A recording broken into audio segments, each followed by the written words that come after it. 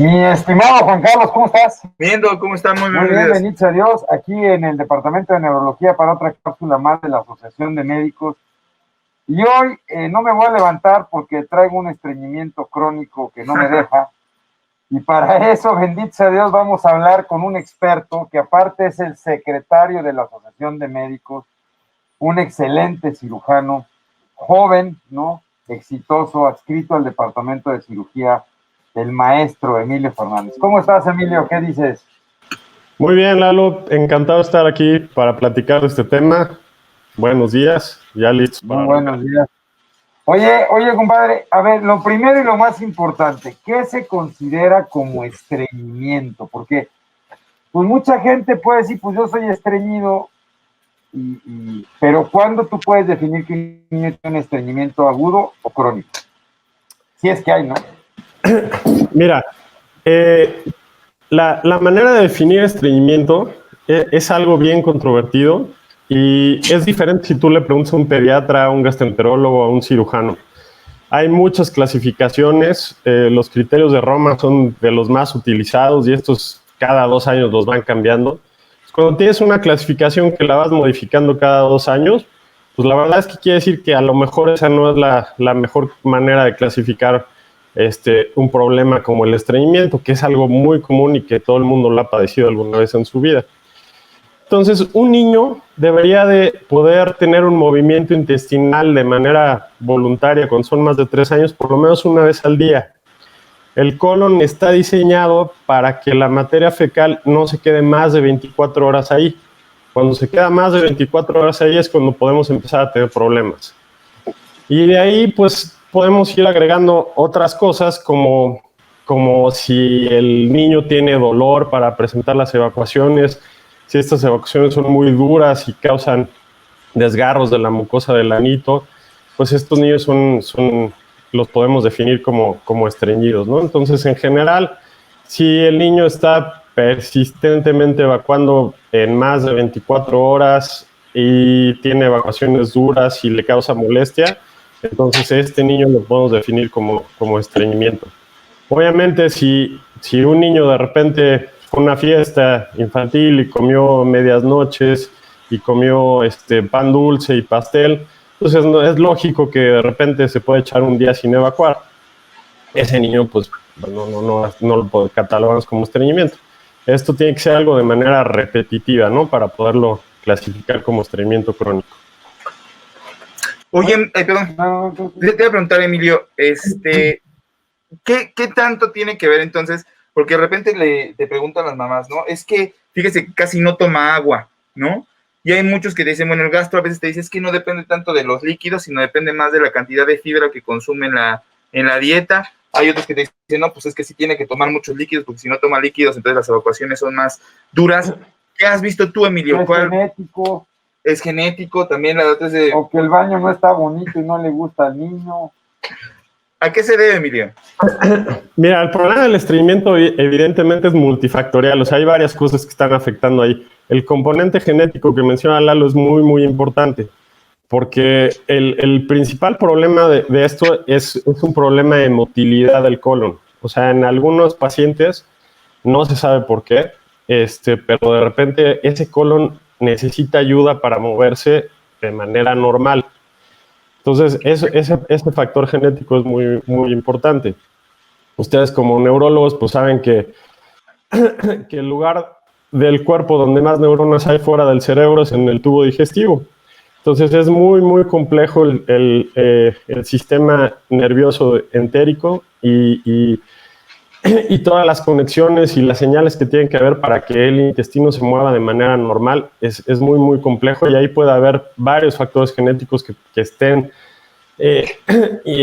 limitando la motilidad del colon. Entonces, ese es muy, muy importante.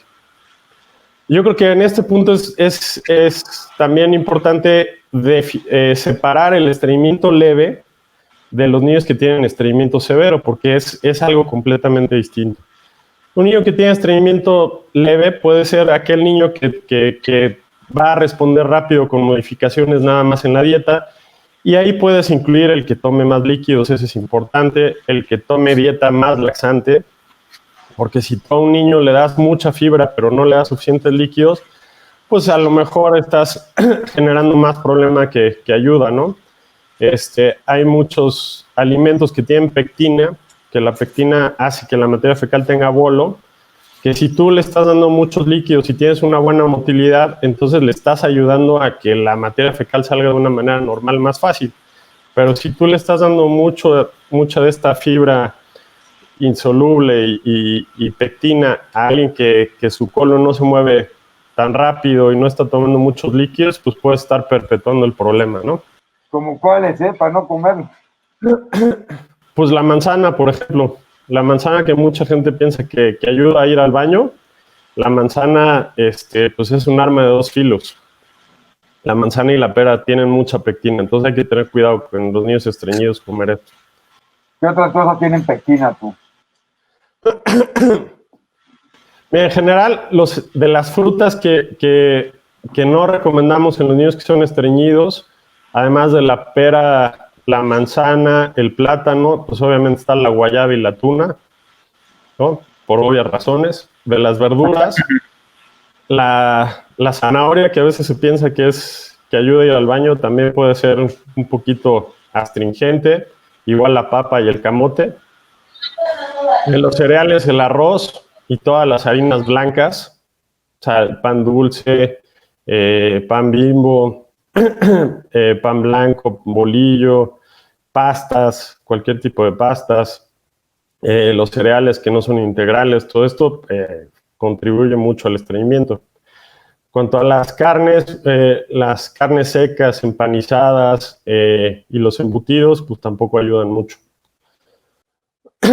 Y pues en la dieta, algo bien importante en los niños son los lácteos. Y los lácteos, eso hay que probarlos en cada niño, porque cada niño responde distinto a los lácteos. En algunos es laxante y en otros ayuda al contrario, favorece el estreñimiento. Entonces ahí hay que ir probando. Oye, ¿el ejercicio, hay algún ejercicio que favorezca que se mueva mejor el intestino?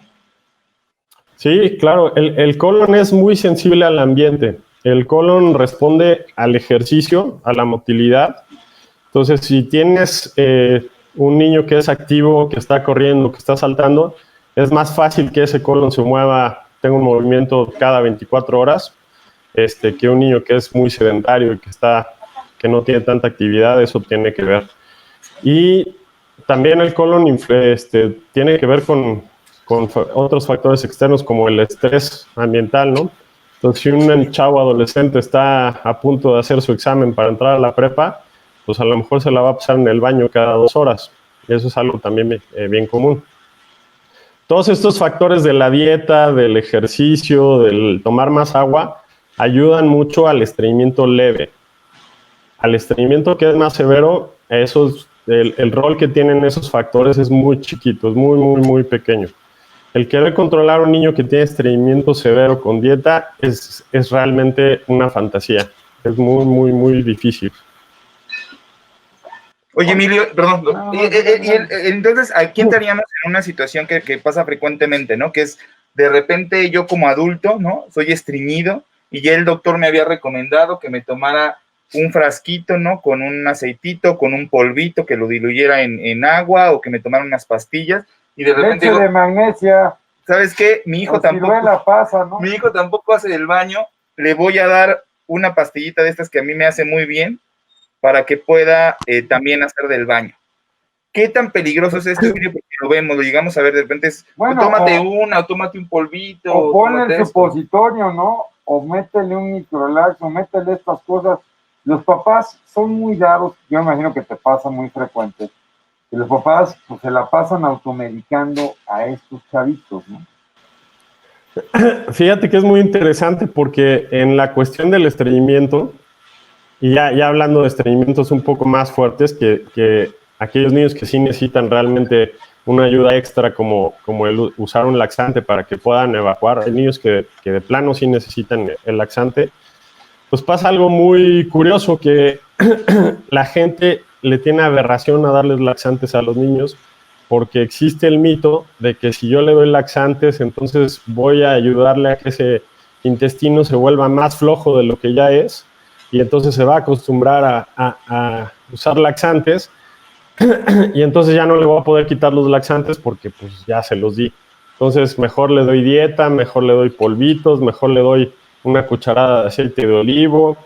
Y no, la verdad es que si ahorita diagnostican ustedes un paciente con epilepsia y le dicen a toda la familia que se tiene que tomar una medicina para que el niño no convulsione, seguramente nadie les va a cuestionar nada.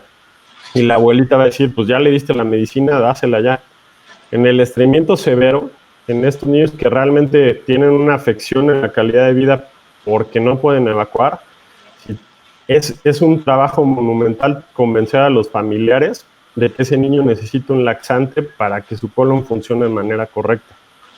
Entonces, es mucho trabajo de nosotros tener que convencer a los familiares para quitarles este mito que tienen pues ya desde hace muchos años, ¿no? Las abuelas y por ahí. Oye, Emilio, ¿en qué momento se considera, para darle una idea a los papás, ¿no? Porque de repente dices, ¿cómo puedo saber entonces si mi niño está sufriendo de un estreñimiento leve o de un estreñimiento que ya pasó a ser severo y que, como tú decías, a lo mejor ya está dificultando la calidad o ya está influyendo en la calidad de vida del niño y ya no lo deja estar cómodo también? ¿En qué momento se consideraría como este paso de línea de algo leve o moderado a algo que realmente se vuelve un problema severo? Pues mira, el estreñimiento leve es aquel que haciendo modificaciones en la dieta y en actividad física, seguramente el niño se va a mejorar y va a estar, todo va a estar controlado. Los niños que ya tienen estreñimiento más severo, los síntomas van escalando poco a poco, porque esto se va volviendo un círculo vicioso, donde cada vez el problema se va haciendo más complicado. Entonces, si la materia fecal se va quedando en el colon más de 24 horas, el colon, ustedes saben que lo que hace es sacar agua de esa materia fecal, y entonces la materia fecal se va volviendo mucho más dura, la que se quedó ahí, que no salió en esas 24 horas, se va haciendo más dura, y esa materia fecal más dura cuesta todavía más trabajo sacarla, y entonces la materia fecal que fue llegando de las siguientes 24 horas se encuentra con un tapón adelante, y entonces cuesta más trabajo sacarla, y entonces se va quedando y se va acumulando materia fecal de varios días, que luego cuando el niño tiene un movimiento intestinal puede haber fisuras y puede ocasionar dolor. Estos desgarros y estas fisuras, en la evacuación les duele y ya no quieren evacuar, entonces empiezan a retener, les da miedo ir al baño porque les duele, y entonces retienen y la materia fecal regresa otra vez hacia el recto y hacia el sigmoides, y entonces nada más estamos alimentando ese círculo vicioso donde cada vez se va haciendo más difícil romperlo. Y el caso más terrible de estreñimiento es cuando los niños tienen incontinencia fecal secundaria al estreñimiento, que se llama pseudoincontinencia oncopresis. Y ahí es tal la cantidad de materia fecal que está acumulada ahí en el colon, que el colon empieza a producir moco y va como desgajando esa materia terribles que no los pueden controlar, y ese niño está ensuciando, huele a materia fecal y está con el calzón sucio todo el tiempo. Esos son los niños que nosotros vemos en la clínica. Sí, la mamá te dice, ¿no? Le cuesta mucho trabajo ir al baño y así, tal cual lo comenta Emilio, ¿no? Manchan la ropa interior, los encuentras frecuentemente manchados. ¿Cuándo tienen que ir al cirujano? O sea, ¿quién debe tratar un estreñimiento crónico? ¿El gastroenterólogo, el pediatra, el cirujano? Idealmente los debería tratar el pediatra, ¿no? El estreñimiento va, o sea, en incidencia se dice que va del 15 al 30% de la consulta pediátrica normal. Ese es un problema muy, muy, muy común. Los niños que no van evolucionando bien, que tienen problemas, los puede ver el gastroenterólogo o los puede ver el cirujano pediatra. Generalmente a nosotros nos llegan ya los casos que tienen este tipo de problemas muy, muy severos, como es la pseudoincontinencia y esta atención voluntaria que le llamamos anismo, cuando ya hay lesiones de la mucosa, se pueden crear fístulas, fisuras. Y hay algunos niños que desarrollan algo que se llama estreñimiento intratable, que es cuando la cantidad de laxante que necesita ese niño para poder evacuar le está ocasionando más efectos adversos que el efecto deseado de ese medicamento. Esos niños son candidatos a que les hagamos cirugías para quitar algunas partes del colon, sobre todo el sigmoides, para tratar de ayudarles con este problema tan severo. Oye, Emilio, ¿qué es la enfermedad de Hirschsprung? ¿Y qué tan frecuente es? Ok, Lalo, mira, la enfermedad de Hirschsprung es cuando en la parte distal del intestino grueso no existen unas células que nosotros les decimos células ganglionares, que son unas neuronas muy especializadas que mandan la señal al intestino de relajarse. El movimiento que normalmente ocurre cuando el intestino está tratando de ir empujando la materia fecal hacia adelante hasta que la podemos evacuar, pues suena muy fácil, pero la verdad es que es una serie de señales y de células que se tienen que encargar de mandar la señal de que la parte de adelante se vaya relajando y la parte de atrás se vaya contrayendo para ir empujando todo de una manera muy coordinada. En estos niños, lamentablemente, no tienen esas células y entonces el intestino de la parte más distal se encuentra todo el tiempo contraído. No tienen esa señal no tienen esas células que mandan la señal de que se relaje para que pueda seguir pasando la materia fecal. Entonces, esos niños tienen una obstrucción funcional desde el día que nacen. Es algo mucho más frecuente de lo que pensamos. Es algo que está normalmente subdiagnosticado. La incidencia se menciona que es de 1 en 5,000 recién nacidos vivos, pero yo creo que es de las enfermedades que están más subdiagnosticadas, principalmente porque luego hay falta de sospecha de que un niño que empieza a tener problemas para evacuar en las primeras 24 horas de nacido, o aquel niño que está pasando meconio, lleva más de 5 días y todavía está pasando meconio. Entonces, siempre hay que pensar que ese niño puede tener algo más que un estreñimiento, ¿no? No todo es alergia a la proteína de la leche. Yo pensaba que sí, compadre. Oye, ¿y qué tan frecuente o qué tan indicado está? Porque luego ya cuando se tapan y que los chavitos están muy difíciles, sobre todo los bebés, pues se nos da de repente por desimpactar o meter el termómetro y hacer un movimiento de estimulación, ¿no? Las abuelitas te decían que con una flor de bugambilia, ¿no? Tallaras para que se pudiera salir. ¿Qué tan recomendable es hacer eso? ¿O qué tan peligroso podría ser? Sí, mira, si lo haces con cuidado, la verdad es que no es nada peligroso y puede ayudarle mucho al niño.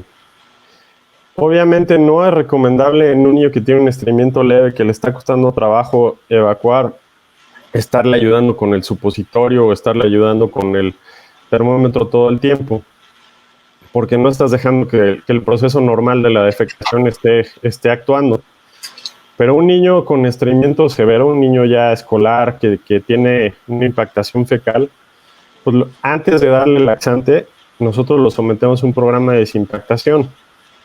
Lo que hacemos es enseñarle a los papás a hacer la desimpactación con enemas en casa, sin necesidad de hospitalizarlos.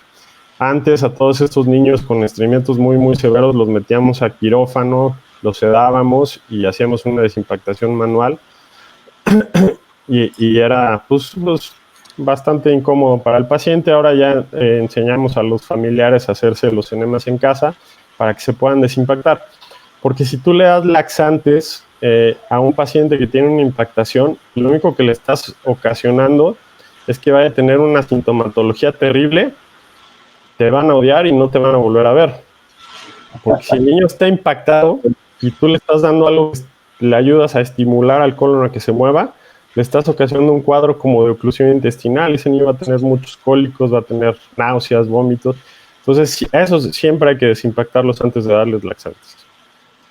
Entonces, en casos indicados, está más que, valga la redundancia, indicado hacer la desimpactación. No hay ningún problema. No es algo que se debe hacer de manera de rutina en aquel bebé que le está costando trabajo evacuar de vez en cuando. Hay que darles chance a esos niños. Pero si ya empieza a tener problemas, antes de darles laxante, primero tenemos que ayudarles a sacar esas popos duras para que pueda funcionar todo. Oye, Emilio, si yo de niño, por ejemplo, era estreñido y de alguna manera no me dan atención o yo continué estreñido a lo largo de la vida y demás, ¿puedo llegar a la edad adulta siendo estreñido o eso se puede solucionar con el paso del tiempo? ¿O definitivamente requiero de una intervención, en este caso farmacológica o por el cirujano pediatra en la edad precisamente cuando era pequeño para que esto mejore a lo largo de la vida? ¿Qué es lo que pasa con los niños estreñidos? ¿Se vuelven adultos estreñidos o pueden llegar a mejorar? No, pueden llegar a mejorar. A ver, el estreñimiento genético, que tienes problemas de motilidad, eso no se va a curar, eso lo vas a tener toda la vida. Y va a haber ciertos factores en el transcurso de tu vida que va a hacer que tengas altas y bajas, vas a tener épocas buenas y épocas malas.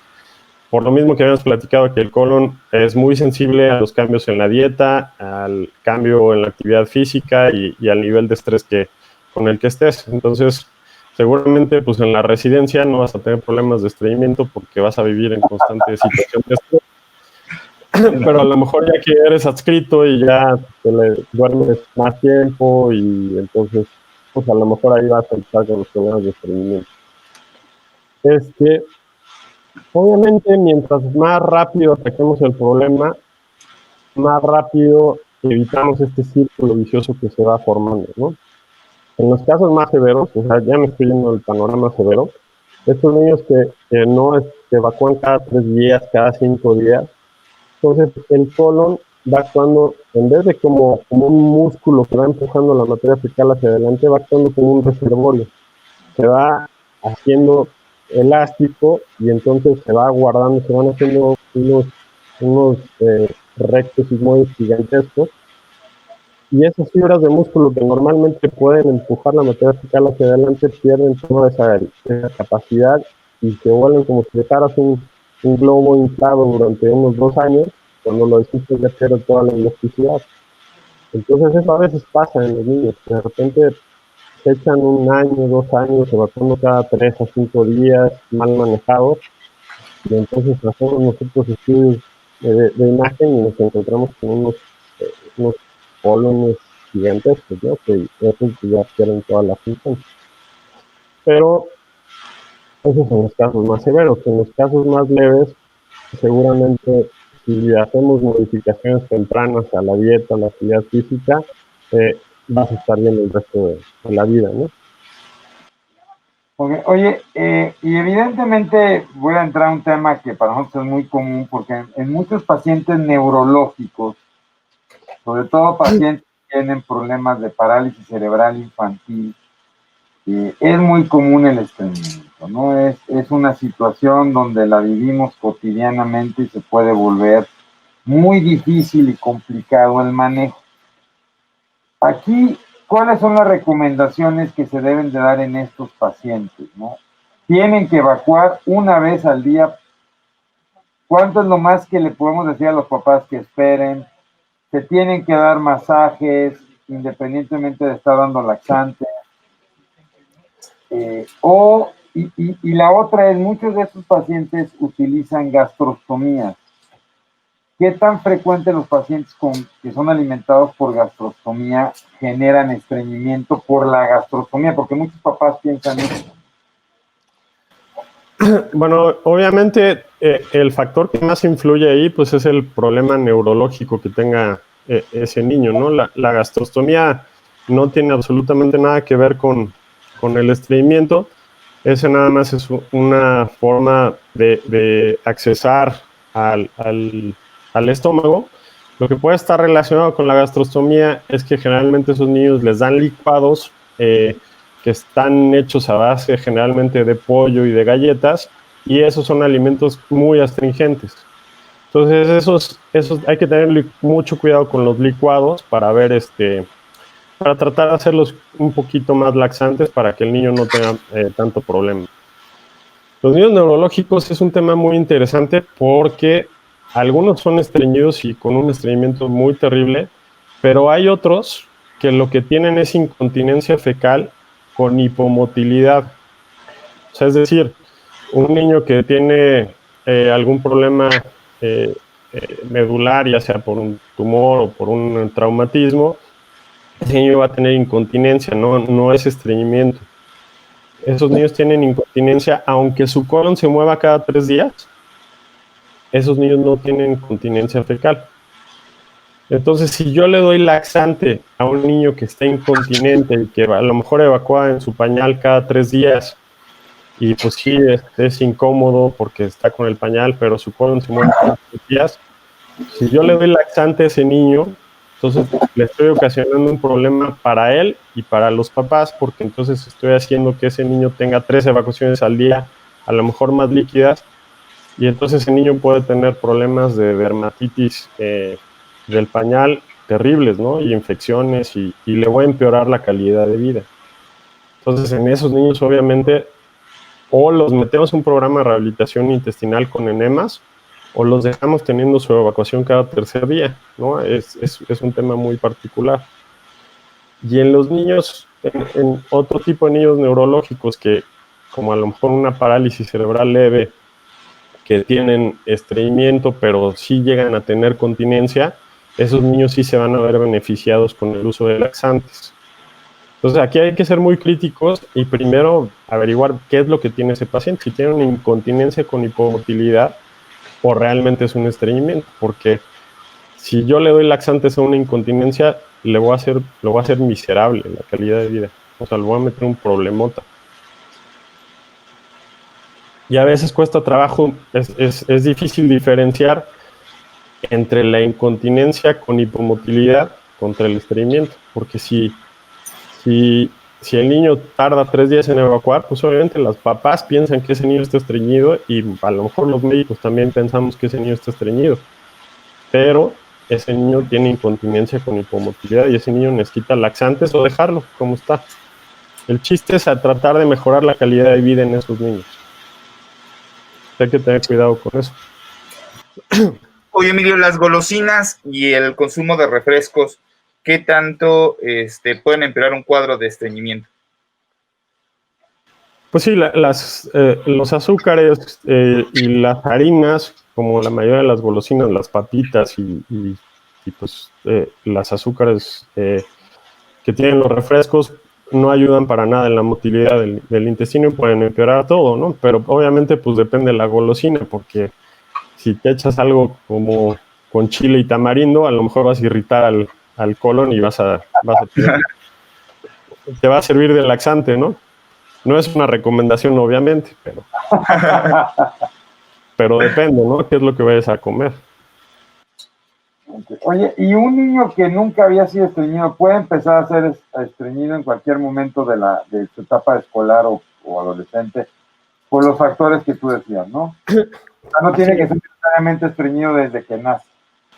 Así es, sí, claro, esto puede ocurrir en cualquier etapa de la vida, nada más que casi siempre hay indicios de que ese niño ya tenía algún grado de estreñimiento leve, que a lo mejor fue algo medio subclínico, que no le dio importancia a la familia, pero si te puedes interrogar de manera más acuciosa, pues a lo mejor si te das cuenta que ese niño, a lo mejor sí de repente evacuaba cada 2 días, pero pues evacuaba flojito, no evacuaba duro, sin problema.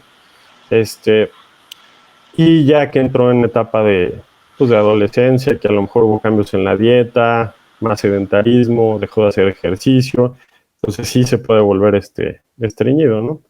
Esto pasa mucho también en el embarazo, ¿no? En las mujeres embarazadas, eso es un factor que obviamente desencadena el estreñimiento.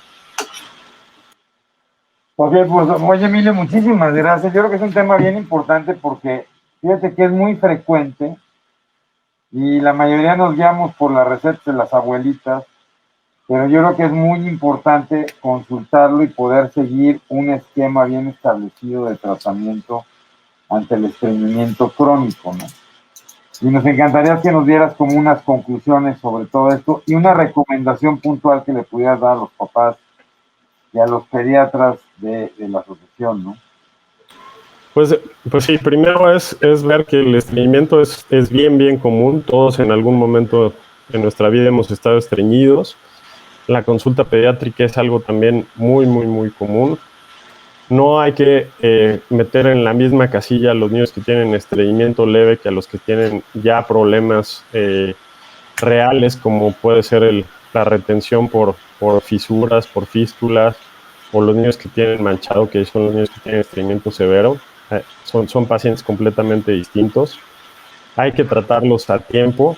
Los niños que tienen estreñimiento leve, a lo mejor con cambios en la dieta, con cambios en la actividad física, van a salir adelante, y es mejor tratarlos desde temprano a que se conviertan en un problema ya más serio.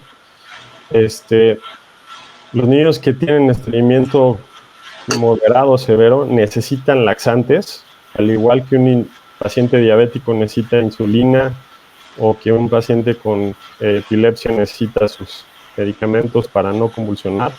Es exactamente lo mismo. No le tengan miedo a dar laxantes, y hay que informar a los pacientes que es un problema crónico que no se va a resolver en un mes. O sea, que si yo le doy laxantes no es por un mes, que seguramente va a ser de 6 a 12 meses de tratamiento, y a lo mejor más, ¿no? Pero que eso le va a evitar muchos problemas a futuro en estos niños. Ok, pues muchísimas gracias. Muchas gracias. Emilio, te lo agradecemos muchísimo por estar con nosotros. La Asociación de Médicos, es secretaria de la Asociación de Médicos. La Asociación de Médicos invita a todos a nuestro congreso virtual del 16 al 20 de noviembre. Va a estar increíble, va a ser para médicos, va a ser para papás, también va a ser parte para papás. Estaremos dando informes. Muchísimas gracias, Emilio, que estés muy bien, buena semana. Feliz 15 de septiembre. Por favor, cuídense mucho durante estos fiestas patrias. Nos vemos, cuídense, gracias. Bye.